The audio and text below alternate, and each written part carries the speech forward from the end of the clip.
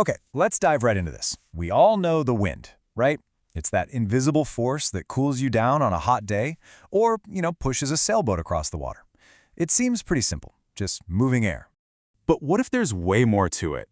I mean, what if the wind has this hidden, vital purpose that's absolutely essential for life on Earth? What if it's playing the role of a universal matchmaker? And that's exactly what we're going to explore. Because when you really look at it, from both a biological and a meteorological view, the wind isn't just some random force of nature. It's actually a force of creation. Turns out, it has two incredibly important fertilizing jobs.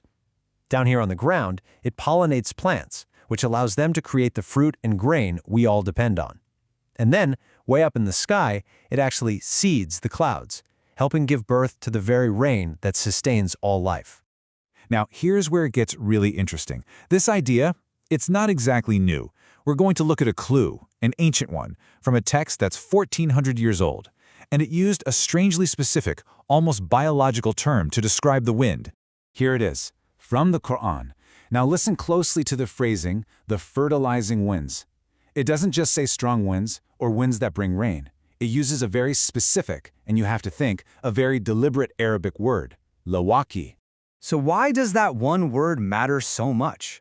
Well, Lawaqih comes from the root word lucky, which doesn't just mean fertile in a passive way. No, its meaning is that which fecundates, or that which actively fertilizes or impregnates, just like a male fertilizes a female.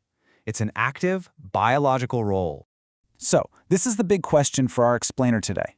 Does our modern, scientific understanding of the world actually back up this ancient and very specific claim? Is the wind truly a fertilizing force? Well, let's find out. Okay, let's start right here on the ground, with the most obvious kind of fertilization you can think of, plants. This is the wind's first crucial matchmaking job. The scientific name for this is an amophily, which is just a fancy way of saying wind pollination. And the process is, well, it's pretty incredible. The wind literally strips this super lightweight pollen from male plants. I'm talking about the huge fields of corn, wheat, and rice that feed the entire planet. Then it acts like a courier service, carrying that genetic material, sometimes for miles and miles, until, poof, it deposits it perfectly onto a receptive female plant. That completes the act of fertilization. It's an elegant dance, and without it, a huge chunk of our global agriculture would just stop. All right, now for part 2. This is the second and maybe even more surprising fertilizing role of the wind, and this one happens miles and miles above our heads, up in the atmosphere. So, for rain to actually form, water vapor can't just magically turn into droplets by itself. It needs something to cling to, a tiny little nucleus or a seed. And what provides these countless little seeds? You guessed it, the wind. It sweeps up billions of microscopic particles, dust from deserts, salt from the oceans, even pollen from the very plants it was just fertilizing, and lifts them high up into the atmosphere. The water vapor up there grabs onto these particles, condenses, and forms a tiny droplet. And when millions of those droplets get together, you get a cloud, and eventually you get rain. The wind is literally seeding the clouds, impregnating them so they can give birth to rain. And this brings us right back to that ancient text, because check out the sequence. It mentions the fertilizing winds first, and then it says sent down water. This perfectly mirrors the scientific process we just talked about. The wind has to do its seeding job before the rain can ever form and fall. The order is spot on. Now, I can hear the skeptics. You might look at all this and say, okay, but isn't that just a beautiful metaphor? Is this ancient text describing a precise mechanism, or is it just being poetic? It's a fair question. Let's look at it.